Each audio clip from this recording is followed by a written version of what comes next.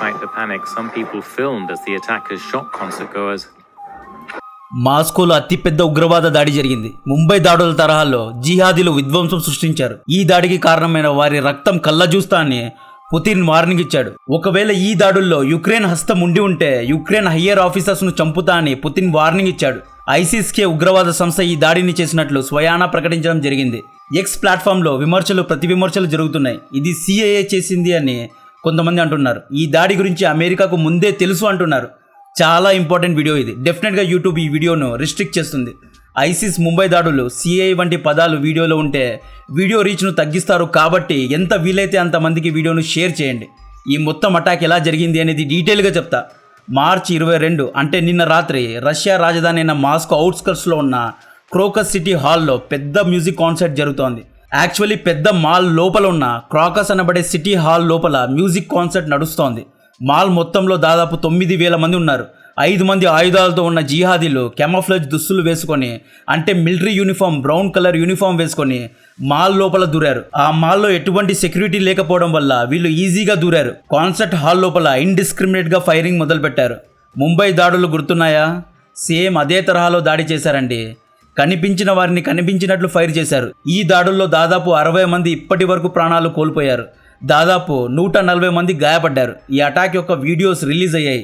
ఆ వీడియోస్ను ఇక్కడ పెట్టలేము. నా వాట్సాప్ ఛానల్ లింక్లో కింద డిస్క్రిప్షన్లో ఉంటుంది.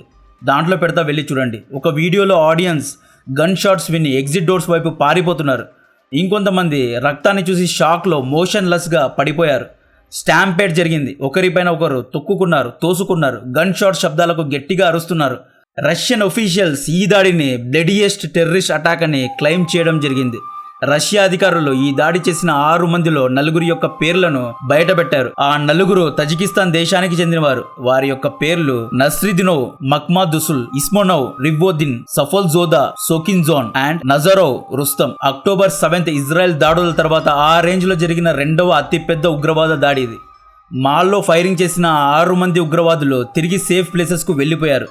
రష్యన్ ఒఫీషియల్స్ ప్రకారం ఇప్పటి వరకు 60 మంది చనిపోయారు. 60 మంది క్రిటికల్ కండిషన్లో ఉన్నారు అంటున్నారు. ఈ దాడుల గురించి ఫెడరల్ సెక్యూరిటీ ఫోర్సెస్ పుతిన్కు తెలియజేశారు. ఈ దాడులు జరిగిన కొద్ది గంటల తర్వాత ఐసిస్కే రంగంలో దిగి మాస్కో కాన్సర్ట్లో పెద్ద అటాక్ చేశాము, చాలా మందిని చంపాము అని ప్రకటించడం జరిగింది. మా వాళ్ళు సేఫ్గా తిరిగి వచ్చారు అని కూడా ప్రకటించారు. ఈ ఐసిస్కి ఎందుకు రష్యా పైన పగబట్టారు, ఎందుకు దాడి చేశారు అంటే, ఐసిస్కి అంటే ఇస్లామిక్ స్టేట్ ఆఫ్ ఖరోసన్, ఐఎస్ యొక్క అఫిలియేటెడ్ గ్రూపే ఇది. ఈ గ్రూప్ 2014 ఆఖరిలో ఈస్టర్న్ ఆఫ్ఘనిస్తాన్లో స్థాపింపబడింది. ఈ గ్రూప్ ముఖ్యంగా ఇరాన్లో, తుర్క్మెనిస్తాన్లో, తజికిస్తాన్లో, ఆఫ్ఘనిస్తాన్లో ఆపరేట్ అవుతుంది. 2021లో ఆఫ్ఘనిస్తాన్ నుండి యుఎస్ విత్డ్రా అయిన తర్వాత ఈ గ్రూప్ ఎక్కడ ఉన్నారు, ఎలా ఆపరేట్ చేస్తున్నారు అనే వివరాలు ఎవ్వరికీ తెలియవు. మీకు సిరియా యుద్ధం గుర్తుందా? సిరియా యుద్ధంలో పుతిన్ బషార్ అల్ అసద్కు సపోర్ట్ చేస్తే అసాద్ శత్రువులకు అంటే రెబల్స్కు ఐసిస్ అండ్ అమెరికా సపోర్ట్ చేసింది. మార్చి 2011లో అసాద్ నియంత పాలనకు వ్యతిరేకంగా రెబల్స్ తిరుగుబాటు చేశారు. రెబల్స్కు సిఐఏ సపోర్ట్ చేసింది, అంటే అమెరికా ఆర్మ్స్ అండ్ వెపన్స్ను ఇచ్చి సపోర్ట్ చేసింది. ఆ యుద్ధంలో ఐసిస్ కూడా రెబల్స్కే సపోర్ట్ చేసింది. ఎందుకంటే బషార్ అల్ అసద్ షియా కమ్యూనిటీకి చెందిన అల్వైతి అనబడే ఒక తెగకు చెందినవాడు కాబట్టి. అసాద్కు వ్యతిరేకంగా ఉన్న రెబల్స్ సున్నీ కమ్యూనిటీకి చెందినవారు కాబట్టి. అసాద్కు ఇరాన్ సపోర్ట్ చేసింది. ఇరాన్ ఎందుకు సపోర్ట్ చేసింది అంటే ఇరాన్ ఒక షియా డామినేటెడ్ కమ్యూనిటీ కాబట్టి. రెబల్స్కు సౌదీ సపోర్ట్ చేసింది, ఎందుకంటే సౌదీ అరేబియా సున్నీ ముస్లిం దేశం కాబట్టి. అమెరికా సౌదీ అరేబియాకే సపోర్ట్ చేస్తుంది, ఎందుకంటే సున్నీ దేశాల్లో అమెరికా యొక్క ఇన్వెస్ట్మెంట్స్ ఉన్నాయి, ఆయిల్ బావులు ఉన్నాయి కాబట్టి. Suez canal, Red Sea, Middle East దేశాల్లో అమెరికా తమ యొక్క ఇన్ఫ్లుయెన్స్ను పెంచుకోవాలి అంటే సౌదీకే సపోర్ట్ చేయాలి, ఎందుకంటే మిడిల్ ఈస్ట్లో అతిపెద్ద ఇన్ఫ్లుయెన్స్ ఉన్న కంట్రీ సౌదీ అరేబియా కాబట్టి. So ISIS-K, Saudi Arabia, America ఈ 4 పార్టీలు సిరియాలోని సున్నీ రెబల్స్కు సపోర్ట్ చేశారు. సిరియా యుద్ధం 2015 వరకు వన్ సైడ్ అయింది, రెబల్సే గెలిచారు. కానీ 2015లో పుతిన్ ఎంట్రీ ఇచ్చారండి, అసాద్కు సపోర్ట్ చేయడం జరిగింది. దీంతో మళ్ళీ అసాద్ స్ట్రాంగ్ అయ్యాడు, రెబల్స్ ఓడిపోయారు. లాస్ట్ వర్డ్ ఈజ్ మైన్ అన్నట్లు పుతిన్ సిరియా యుద్ధాన్ని వన్ సైడ్ చేశాడు. ఆ పగ కారణంగానే ఐసిస్కే పుతిన్ పైన కోపంగా ఉన్నారు. జియో పొలిటికల్ గేమ్ అర్థమైందా? డాట్స్ కనెక్ట్ అయ్యాయా? మతం, వ్యాపారం, అధికారం ఈ 3 సింక్రొనైజ్గా పనిచేస్తాయి. ఇక్కడ మీకు ఒక డౌట్ రావాలి, ఐసిస్ను అమెరికా సపోర్ట్ చేస్తుందా అని. దీనికి ఆన్సర్ పై ఇచ్చిన వివరణలో మీకే అర్థమవుతుంది. గత 2 ఏళ్ల నుండి ఐసిస్కే సంస్థ పుతిన్ను విమర్శిస్తూ వస్తోంది. పుతిన్ మాకు వ్యతిరేకం అని చాలాసార్లు ప్రకటించారు.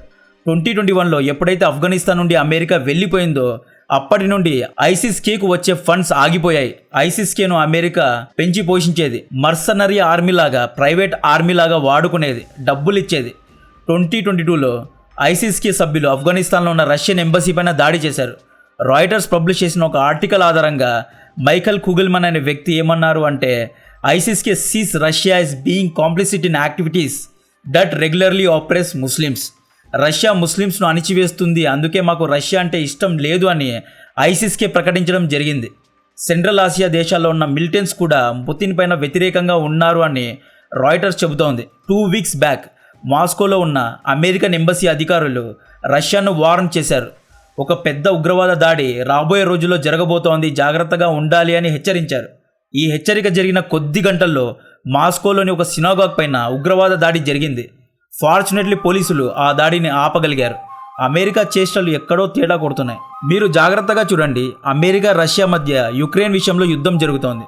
ఇక్కడ అమెరికా రష్యాను హెచ్చరిస్తోంది, మీపైన ఉగ్రవాద దాడి జరగబోతోంది అని హెచ్చరిస్తోంది. హెచ్చరిక జరిగిన కొద్ది గంటల తర్వాత సినాగాగ్ పైన ఎలా అటాక్ జరిగింది. అంతేకాదు రష్యాలో ఉన్న అమెరికన్స్ను కూడా యుఎస్ ఎంబసీ హెచ్చరించింది. అమెరికన్స్ ఎవరు క్రౌడెడ్ ప్లేసెస్లో ఉండొద్దు, కాన్సర్ట్స్కు వెళ్ళొద్దు అని, పర్టికులర్గా క్రౌడెడ్ ప్లేసెస్కు వెళ్ళొద్దు అని అమెరికా హెచ్చరించడం జరిగింది.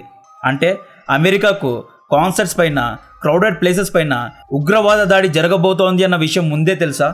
లాస్ట్ సండే పుతిన్ ప్రెసిడెంట్గా ఎంపికయ్యారు. 88% ఓట్స్ పుతిన్కు వచ్చాయి. ఈ గెలుపు తర్వాత 3వ ప్రపంచ యుద్ధం జరిగే అవకాశం ఉంది అని అమెరికాకు పుతిన్ వార్నింగ్ ఇచ్చాడు. నిన్న కాన్సర్ట్ హాల్లో దాడులు జరిగాయి. ఈ అటాక్లో ఎక్కడో తేడా కొడుతోంది. ఇంకా వివరాలు బయటికి రావాలి. ఈ అటాక్ వెనుకున్న మెయిన్ లీడ్స్ ఎవరు అనే విషయాలు తెలియాలి. ఈ అటాక్ను ప్రపంచవ్యాప్తంగా ఉన్న నాయకులు ఖండించారు. నరేంద్ర మోడీ గారు ఈ దాడిని హీనమైన దాడిగా పరిగణించి నివాళులు అర్పించారు. ఫ్రాన్స్ ప్రెసిడెంట్ ఇమాన్యుయల్ మ్యాక్రాన్ సంతాపాన్ని వ్యక్తపరిచారు. ఇదే ఇయర్లో ఈ ఐసిస్కే గ్రూప్ ఇరాన్లో బాంబింగ్ చేసింది. ఈ బాంబింగ్లో 100 మంది చనిపోయారు. పుటిన్ ఏమని వార్నింగ్ ఇచ్చాడు అంటే, ఈ అటాక్లో ఒకవేళ యుక్రెయిన్ హస్తం ఉంది అని తెలితే చిన్న క్లూ అయినా దొరికిందా యుక్రెయిన్ యొక్క హయ్యెస్ట్ మిలిటరీ ఆఫీసర్స్ను చంపుతామని వార్నింగ్ ఇచ్చాడు. ఐసిస్కే పైన ప్రతీకారం తీర్చుకోవడానికి పుతిన్ ఏ స్థాయికైనా వెళ్ళగలడు. మాస్కోలో ఇలాంటి ఉగ్రవాద దాడులు జరగడం ఇదే మొదటిసారి కాదు, చాలాసార్లు జరిగాయి. ఏంటంటే ఎక్కువగా ఇది మీడియా ముందుకు రాదు. 2002లో మాస్కోలోని దుబ్రోవ్కా థియేటర్లో సేమ్ ఇలాంటి దాడి చెచెన్ రెబల్స్ చేశారు. ఈ దాడుల్లో 130 మంది చనిపోయారు. ఈ దాడుల గురించి మన ఛానల్లో సపరేట్ వీడియో ఉంది, దాని యొక్క లింక్ డిస్క్రిప్షన్లో ఇస్తా.